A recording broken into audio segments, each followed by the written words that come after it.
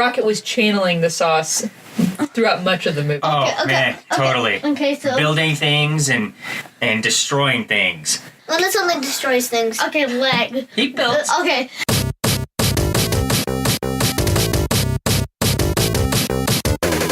This is Unpause It, a podcast by a family of geeks.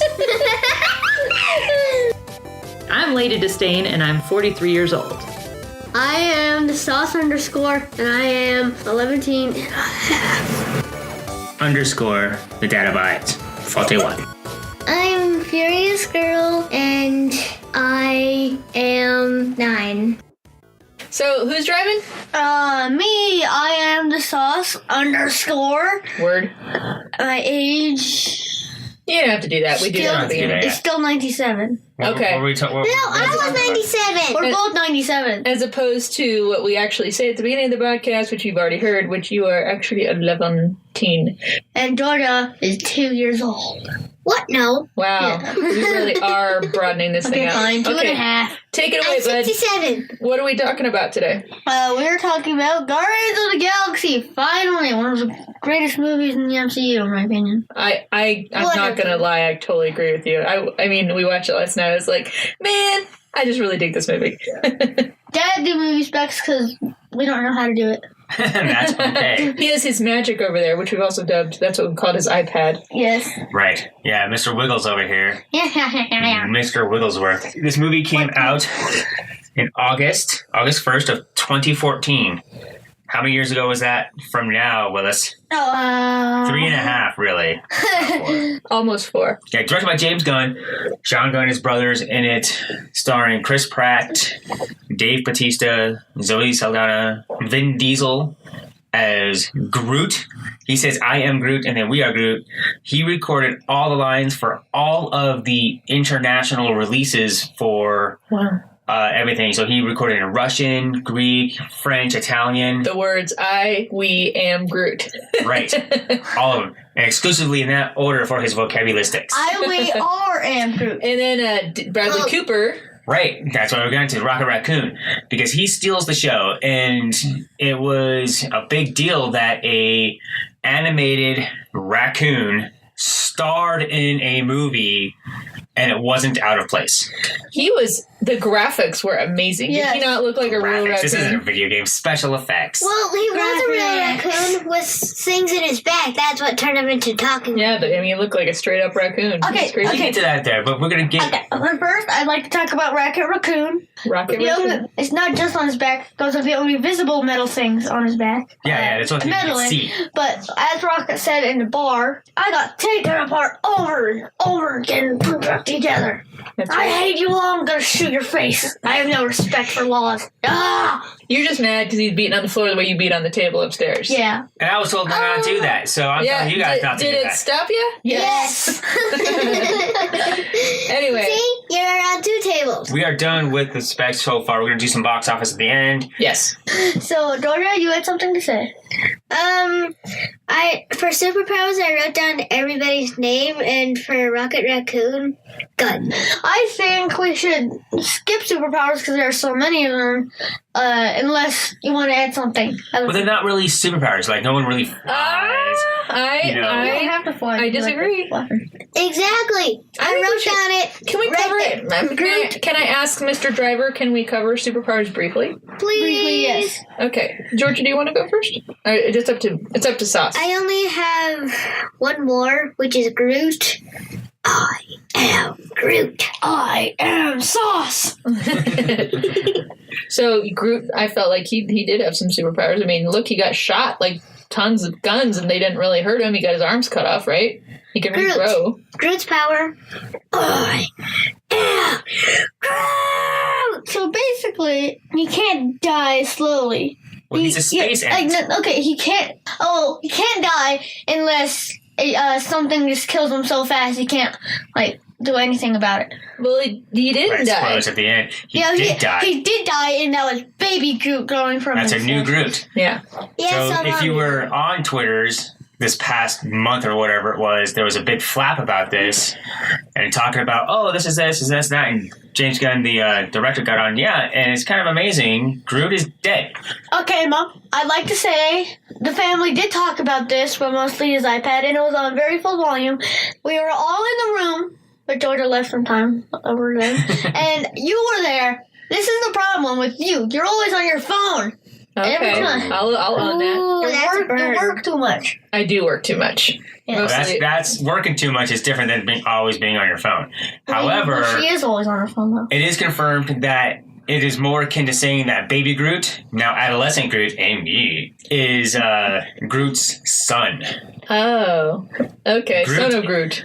Groot, then, if he survives and then like just regrows, it reduces his impact at the end of that movie, which we'll get to.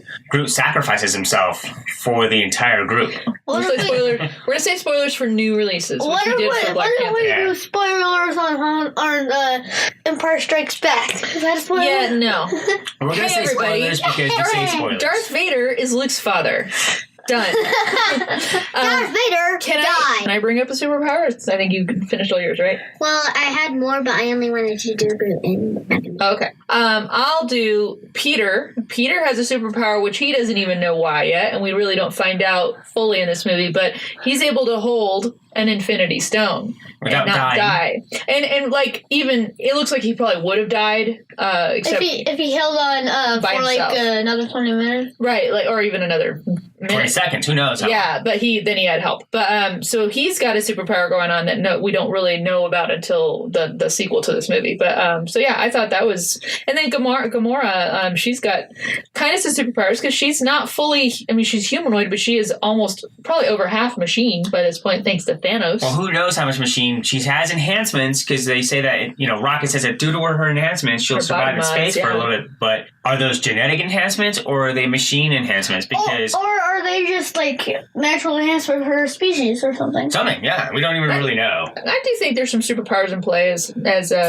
Furious Girl and I have just recounted.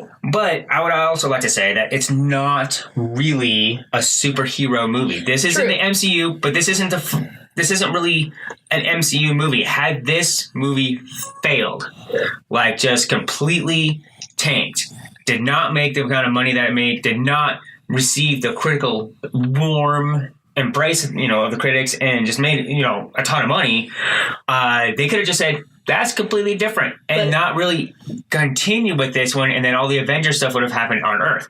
But since it was such a big success, we are seeing Thanos was in this movie. We saw Thor Ragnarok, which is in space completely, right? Mm-hmm. Yep. A little bit of Earth, a little bit of New York. This is more like Star Wars. It's a sci-fi fantasy fun film. Yep. Not necessarily a superhero super story. Does that make sense? Because I'm trying to be a very alliterative there. Okay, so Apparently, a lot of alliteration. That's what I'm trying, right? hold on, superheroes. Okay. I don't care what you have. So weaknesses and vulnerabilities.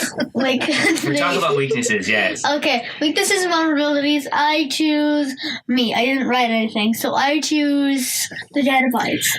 I didn't write anything either because it's not really a superhero movie. They're all vulnerable, and you don't really see the vulnerabilities in one specific scene. It's more of a conglomeration of the story, which is how well it's done. It's like they all have, some issue. And Rocket, he's angry. He's alone. Drax has lost things. Those are vulnerabilities. They're all mortal. So it's not like we're talking superheroes. We're talking what their vulnerabilities are. Like Hulk is his anger. He's very vulnerable to that one. Superman has kryptonite. We're not really going to talk about those. And now, Dad, are you done? I am done. So now Dad chooses Mom. You I do, huh? Yes. I don't know that he does. Yes, he does. No. After my last comment. He's choosing Mom. Yeah. But I am pretty the much. director, and I decide you chose Mom. okay, go. and then I'll throw it to Furious Girl when I'm done. Hang on. I would say weaknesses and vulnerabilities. That's not easy for me to say. Peter's vulnerability is his mom. you see from the very beginning, and again, just this movie circles up so nicely, very emotional moments, and then it's totally hilarious, but then it's emotional again. But his mom, he will not leave the kiln without his Walkman that is his mom's last gift to him, and so he stays behind to go get it back, which could have thrown things off, but that seems to be a vulnerability. And then I would say the other big one is Drax. He has to have vengeance. They lose control, ownership of the orb because he, in his drunken, vengeful state, calls Ronin's whole forces to nowhere, and they almost all get killed and die and everything because he needed to execute his vengeance, and he almost dies had Groot not saved him. So, yeah, I would say those two have vulnerabilities. What do you think, Furious Girl? I'm just saying that Star-Lord actually isn't mortal, but that's in the next movie. Truth. He's more powerful than he knows. Right. Good. We'll Okay. see, though. Come back to us, Sauce. The Sauce got really pensive. He's like, dang, I'm really thinking through this stuff. Moving on to villains. Villains, I choose me. I would say I'm just going to name off villains. You guys can explain them. Ronan, Thanos, Ronan's forces, Loki. Loki's not in this. Okay, fine. Loki. All right, Sauce, I have a question for you. Okay. How many times have we seen the heroes all fighting each other? It's a super fanboy fan service. You want to see Batman fight Superman. You want to see Iron Man fight Captain America just to see who would win. You want to see Thor fight Hulk to see who's stronger, right? But they're on the same side, so they can't fight. So you have to create this plot device. We see them all fighting each other in this movie. Yep. No, we do. I mean, right? Yeah, they all are fighting. Well, particularly, I would say during the before Drax enters the picture, but they're all fighting over the orb at I would like to say that Rocket is the one who's fighting like the fightiest. He's the fightiest. He is kind of the fightiest. He's like, I want to shoot you all. That's a real word. Well, my question is, what do you think about that? What do you think about these movies thrown together where the heroes fight each other first? Fierce Girl, answer the question. No, I have something for villains. Answer my question hold on first, a second. please. Answer Daddy's question. I forgot your question. About the heroes all fighting each other. They do fight all each other. But Yeah. Do you not think, though, I mean, the same thing, they use that same, I don't want to say gimmick, but maybe it is. That's what it feels. It feels very gimmicky. They did that in Avengers, how they needed the push. They needed to come together. They had to fight before. And let's be honest, I just say it. I mean, in human life, you do tend to get closer to someone once you can resolve a conflict together. Well, true. So, but we wanted to see in Avengers, we saw Captain America fight Thor somewhat, the hammer, bring the hammer down, and Iron Man fight Thor directly. Then we saw Thor fight Hulk, and then we saw, later on we saw Cap fight Iron Man, because they were really facing off in that movie. Iron Man fighting Hulk when he's in a Hulk rage. Yeah, we saw the Hulkbuster suit. So we're seeing all the heroes fight each other, seeing everyone fight each other.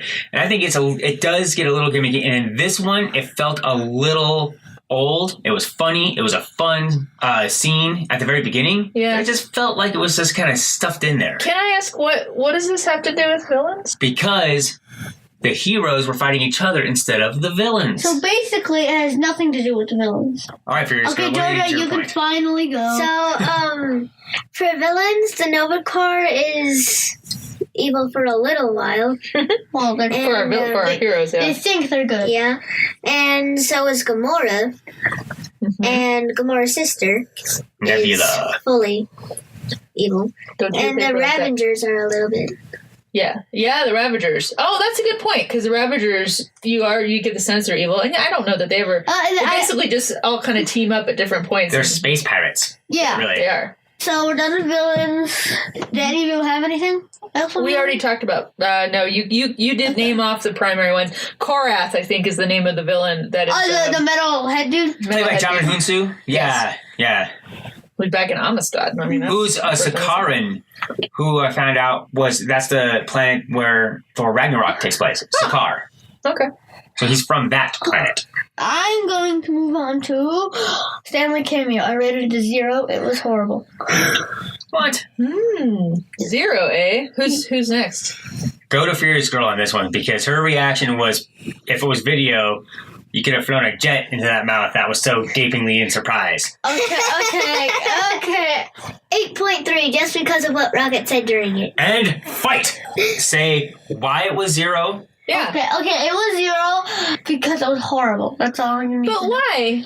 Okay. I need more. Okay, so Stanley cameo was horrible because Stan Lee actually did nothing good, and even Rocket's like talking about it couldn't make it any better. Like, seriously. Oh, he was making fun of everybody but Rocket was wrong. So like, oh, this hairstyle, this kid, he can't even walk. Don't help these kids. He was being on the complete wrong side of everything on that one. First girl. Huh? Why did you give it a higher rating? I said because of Rocket's comments. He didn't like the insulting comments. She liked the insulting comments. I think that's fair. I just wanted to find out why. I thought it was a good cameo because he didn't even say anything, and it was still, you knew who it was. Right? It's obvious. I really liked it because, I mean, I don't need Stan Lee to say anything. Right. I know. It's just like, hey, there's Stan Lee. And, he's like, you're married, you pervert, and whatever. And it's like, haha, that was funny. And you moved on. It was quick. It was a blip. It was an obligatory Stan Lee cameo. I thought it was fine. So I'm probably going to give it like a 10 out of 10. I'm not sure I'm going to give it a number rating, but I liked it. I just saw a new one. It's 3-1. You can't. You're not old enough. Darn it. So what is next? Yes, favorite scenes. I'm going first. Oh, Good. yeah. Do it. So, one of my favorite scenes lines is Rocket's like, or if you want to blow up moons. And Gamora's like, no one's going to be blowing up moons. Rocket just sits there and is like, you just want to suck the fun out of everything. So, in the prison, Rocket's like, I need that guy's prosthetic leg. Yay! And, once he got it, And his eyeball. and Star-Lord, Peter, hands Rocket the leg, and he's like, oh, I don't need that.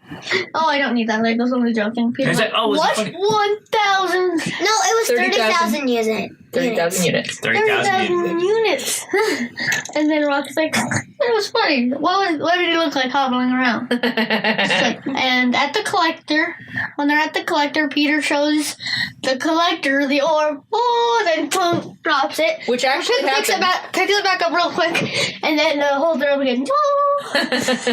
Which felt very, again, real and funny. Like, yeah. It actually is real. Yeah. Right. Okay, so another one of my favorite scenes, I'm calling it I Am Hulk Groot. Oh, but he is it the one where he skewered all the things? Yeah, so it's the one where his one arm extends at an extremely fast rate, faster than I've seen him extend before, and just blast through these guys' chests. Yeah. Starts swinging them around like crazy, killing everyone. He killed like 20 dudes. Yeah, and then when he's done with everyone that wasn't on his arm, then he just started the ones on his arm, just boom, boom, boom, boom, boom, on all the walls. Dun, dun, dun, dun, dun. Oh my god. And the last one, which probably everyone has written down, is when this dude who wanted the orb from Peter.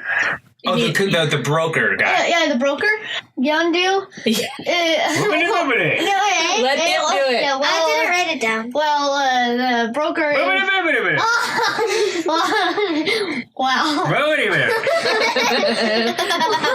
Well, the broker is trying to talk. Yondu would be like, I think you should do that anytime Dad interrupts you.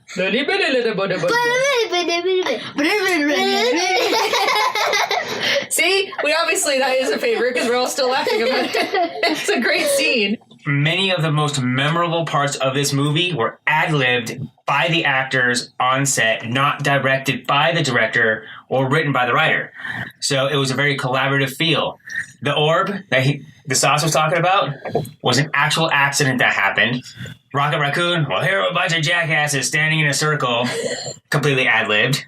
Is that one of your favorite scenes? Because we're talking about that. That is my favorite scene. These are all my favorite And scenes. it's also one of my favorite scenes. Right. Guy laughing, Sean Gunn, his second in command, laughing in the background because he lost it on set and he couldn't keep it in, but they kept it into the movie That was there. great. It added so much. The Jackson Pollock thing, also ad-libbed. There's a lot of cussing in this movie for a Marvel Disney movie. There is. But they wouldn't let Stan Lee, talking about Stan Lee cameo, be in the collector's box flipping off the collector. That was the original Stan Lee cameo idea.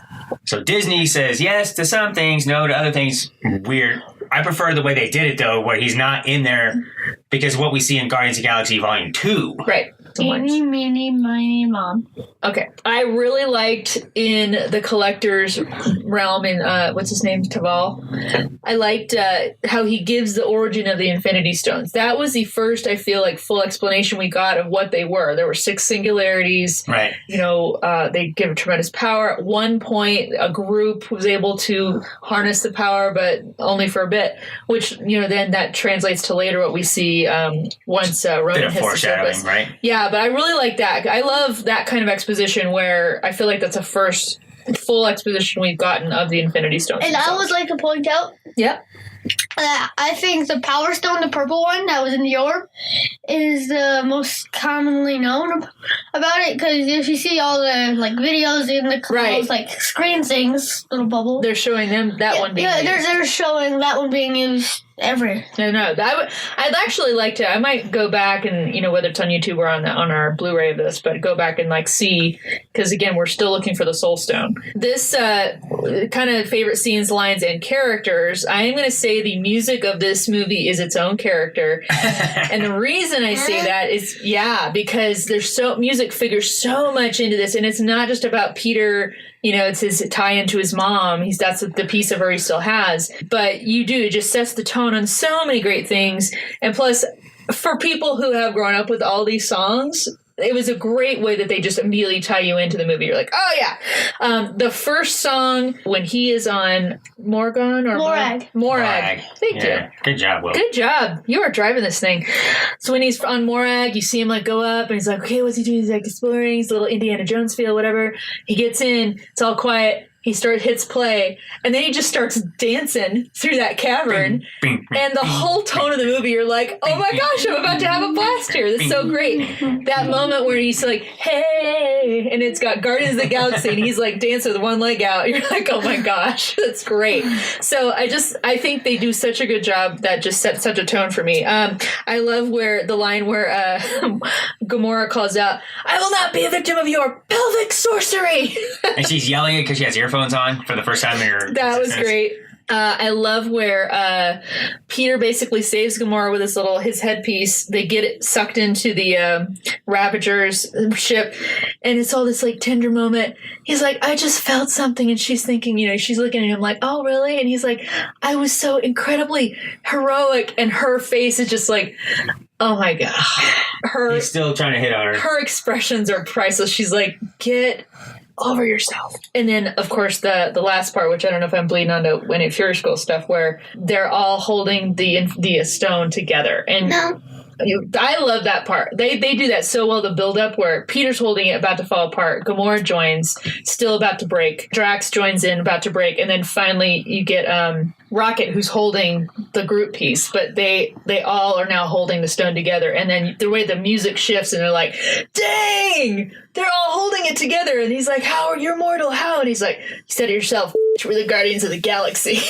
You're like, what? Did you just cuss? I did. I might bleep myself out. Quoting. I was quoting a movie. But so those are my faves. I had a lot. This movie gave me a lot of favorite scenes. And you guys said many of the ones I had written down that you already said it. Okay, I have 2. Bring it. 3. I have favorite scenes. So when they're on the Ravagers lead ship and there's a song saying the word cherry bomb. Yeah. Over and over Oh again. yeah. Cherry bomb. And when they're all right next to each other walking, they all just start doing something weird, and Gamora starts yawning. Yep. They do. They're just kind of like, And then my least favorite scene is the beginning, as is Willis's. oh. So I wanted to talk about that because we were talking about the opening being so lively, but it opens up the a cancer death of a young boy's mother, Yeah.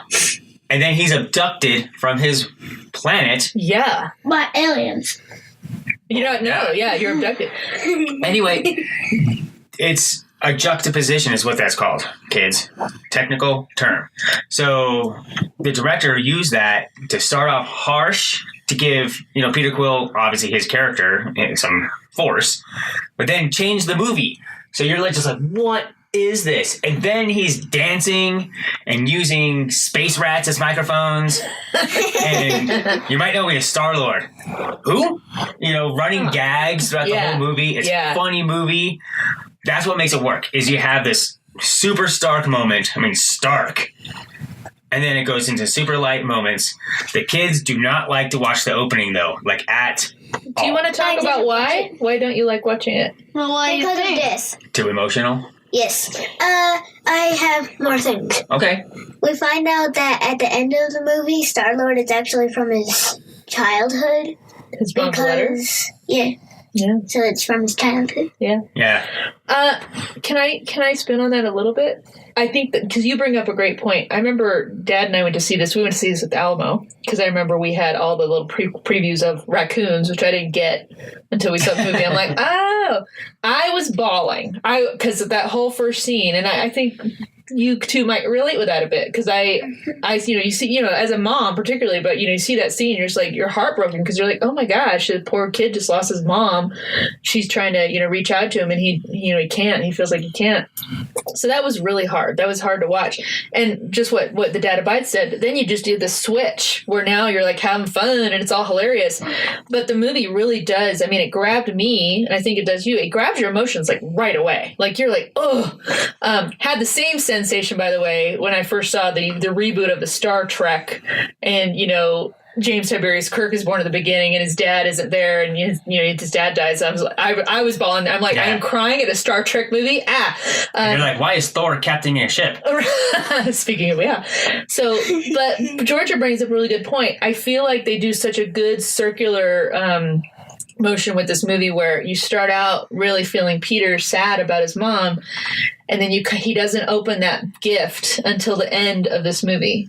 So that's the first time he opens what she gave him when she was on her deathbed, and finally getting that full message. So it was really cool, and it brings you right back. I was again bawling at that part where I'm like, oh my god. So that was a good point, Georgia, that just bringing that back where he's Star-Lord because his mom said he was Star-Lord. So if you're listening to this because this is will your kids like it? Watch the opening by yourself. Yeah. And then start crying. And then when the music starts, bring the kids in. Or let them kind of tone it out a little bit if they're a little bit emotional. Or let them fall asleep. Yeah, because you guys, Willis, I think you just didn't even look, right? I'm going to take a nap before that happens. Yeah. He was like, I'll leave the room. We're like, no, but just you don't have to look at it. But remember, when I noticed that they were in the hospital, I was like stuffing my head into you. Yeah. Okay. Now remember what you said about the movie sauce. One of the best ones, though. Even with that beginning, you still one of the gave best. it that opening to our podcaster. Okay. Right. So Groot holds everyone together. It was good. That was a battle, but the battles aren't part of our scenes. It's all the characters in here that we like. But I want to ask the kids what you guys think. That this is the first movie in the MCU. So far, we have several. We're halfway through. There's like 9 movies, whatever these, right? Mm-hmm. No kissing scene in the entire movie. Yeah. What do you think about that? I think Willis likes it. Yeah. I think George's thumbs up. She's like, yeah. So they didn't need it either. Okay. All right, talk about it, Will. Next is mid-end credit scenes. Okay, yeah, totally. Word. This one doesn't really have a mid-credit scene. It just has an ending scene. Which is I gotta remember. Groot dancing. No, that's the mid-scene. That's the mid-scene. That's actually not. It's an end of the movie. Usually the mid-credit scene is like they throw some credits along and then this comes in, so you have to see like the director. Wait, this one's just that's like... what they did. No, all I said was the Guardians of the Galaxy will return and they went directly into it. Then they did the credits and then the end credit scene. So it's basically a mid-credit scene, and that's what I'm calling it. I gave it 10 out of 10, and then the end credit scene, 3 out of 10. Goodbye. What's the end credit scene? Howard the Duck? Yeah. Oh, don't let that dog lick you in the face. That's disgusting. Yeah, I didn't like that one. Okay, I just You like have to to be point Howard out. the Duck Wait, fan, so I like. So I'd like to point out that dog, I think, was actually the first dog in space, and they abducted it. Yep, that's True. supposed to be It's a true. comics thing where that's a telepathic dog, an original member of the Guardians of the Galaxy in the comics. What? What? Cosmo the dog. Yep, it's a reference. I gave it a 9 out of 10. You all gave it high ratings. 9 out of 10 what? No, is this an overall rating? That's the end credits rating. Well, we're not doing overall rating That's yet. the end credits rating. Oh, so end credits, so the Howard the Duck one? Is that what you're talking Or about? just a Baby Groot one. And credit scenes. So the Howard the Duck. And mid credit scenes. They Both of them? Combined. They both earn the same amount. Okay. 9 out of 10. What? Who's next on their rating for that? I choose Beetle. Meow. Oh, you can't talk to me. Wait. Meow. Meow, meow, We'll meow. move on to a person in Okay, the so- podcast. Meow, meow, meow, So, meow, meow. person, I choose Dad. Okay. I liked him. I thought the first Howard the Duck movie, this was released 28 years to the day from the Howard the Duck movie. And that movie's just so awful you have to watch it twice. It's so bad. It's really bad. What is? Howard the Howard Duck the movie Duck. from the 80s. It's just horrible. But I liked him. The Baby Groot scene was very funny. It brings it back from tragedy of losing one of the Guardians, the original Guardians, and now we have a new Guardians. Introduces that character into the next movie. I thought it was really well done. I thought they were good. Okay. I already did. Yeah, so yeah, you're last. Dancing Groot, I'd give a 10 out of 10. It was just funny and cute. Howard the Duck, I'd give 2 out of 10 because I am not a Howard the Duck fan. I was like, ha ha. And that was it. I was like, okay. So, not a fan. All right. Moving on to half-hour screen time. I choose Jordan because no one else can answer. True. Animal Jam. Okay. What?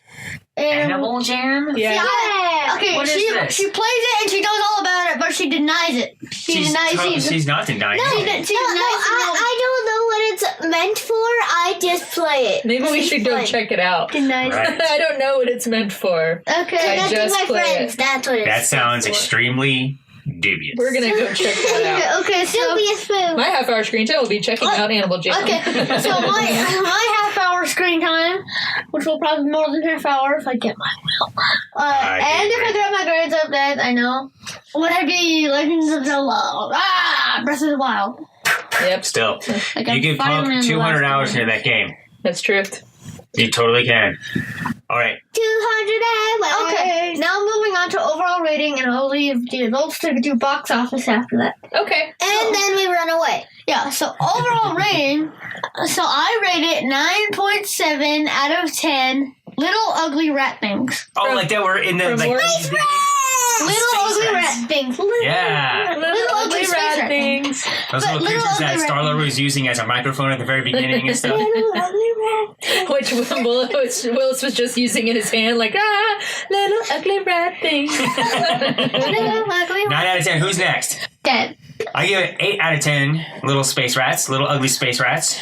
And Dad chooses me. Dad chooses mom. I am Mom. choosing for your girl. You don't get to choose. I choose mom. Which I'm going to choose for this girl. How much? 8.3 out of 10. 8.3 out of 10. 8.3 out of 10. And then I give it a 10 out of 10. She loves Space this one. rats. Little gross space rats. I loved this movie. I love it. Little ugly space. All right. Okay, we're going to go on to box office. $94 million opening weekend That's respectable. for August. It was the highest grossing August movie Wow. up till 2014. Like, I'm not sure there's been one since then or anything like that, but it made a lot of movie for an end of summer movie. So one thing we're seeing here, something that the kids would never know or really even want to talk about, Avengers May. May is like the big one. Yeah. So it was Star Wars owned May. It was always May until Force Awakens came out because they had to push it back because of some special effects or something, you know. So technically now it's going to open in April because they moved the Right. opening up. They moved it to April, which makes the date and time, whatever, day and date, the same across the globe. So people in UK aren't going to see it and spoil it Ah. for everybody else because Well, it's social media. The media of socials, yes. Because you always see it coming. Okay, Mandarin. Deadpool, which isn't an MCU one, destroyed February Yes, You know. it did. and was the highest grossing R-rated movie until like Logan, I think. Yeah, Also destroying different movies, right? you know? So we're seeing the box office landscape change as far as what movies go. We're also seeing movies change. These are gigantic budgeted movies. $200 million just for budget, plus marketing. And it's got to make so much money to make its money back. It's making its money back. Yeah. But the reason we talk about box office is to see what's coming on. It only made slightly less than Guardians of the Galaxy Volume 2 domestically. So it was $333 million in its 90-day run, wherever it is. 440, for the rest of the world, 773 total. Wow, wow. It's $750 million. Yes. Nothing to sneeze at. However, the opening weekend for Guardians of the Galaxy Volume 2, which we'll talk about then, was 146 million.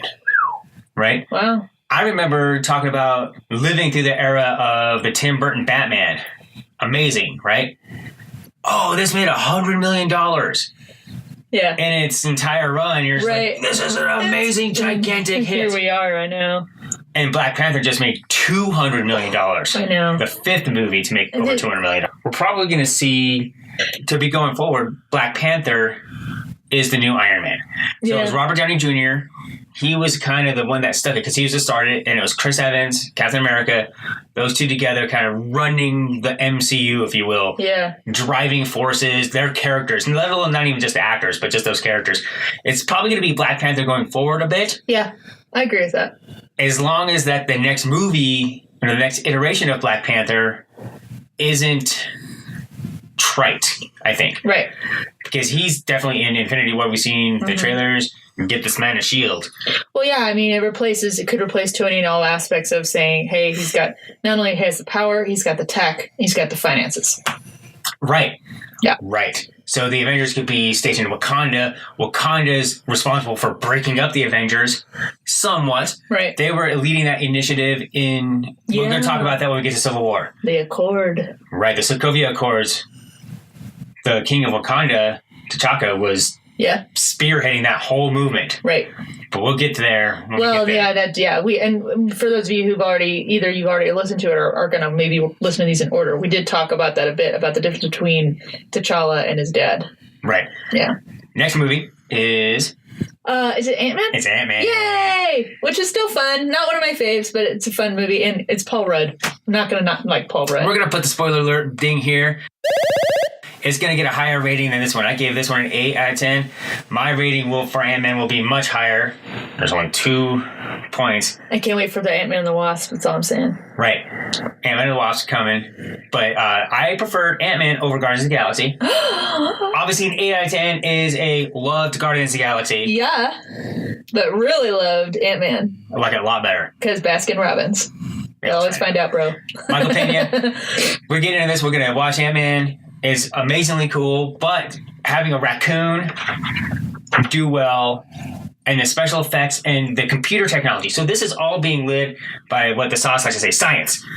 The technology of the computers and Pixar. If Pixar hadn't happened, these things can't be made on the screen. I'm glad you brought that up, because while you were just talking about how all these movies, they're just smashing all these records. Everyone's going to see them. All this income and all the revenue. I was just thinking through that as you mentioned it, because it feels to me like these feel a lot like Pixar movies have filled this need for a family movie where it's as entertaining for the adults as it is for the children, because they're able to make it entertaining for kids, but also appeal to adults' more mature entertainment needs without totally offending and alienating the children. So, which a lot of this, what a lot of stuff we want to cover here on this podcast. Obviously, we are going to cover more intense, darker, non-kid friendly things. But these movies we're talking about in the whole Marvel lineup to Infinity War are very much that. And I do wonder, I think Pixar really tapped into that, saying, hey, you can make a kid movie that the adults also enjoy and vice versa. And here we are. Marvel was like, why, yes, we can. Let's do that. If you guys have suggestions for things you want us to tackle, because also Comic-Con is coming up in the summer, and we are going to be at Denver Comic-Con. We may even have a panel there. We are working on that. We're going to try. So if you guys have suggestions of things you want us to cover, you can email us, podcast@unposit.com, or mail us, P.O. Box 1343, Englewood, Colorado. It's Englewood with an E, Englewood, Colorado, 80150. But yeah, just let us know what you guys want us to cover and let us know how we're doing too, because we'd like to hear that as well. Send us a letter, particularly if you're a kid. I mean, we love that. And maybe we'll read your letter over the podcast and say thanks for writing in, and you get a little shout out. Awesome.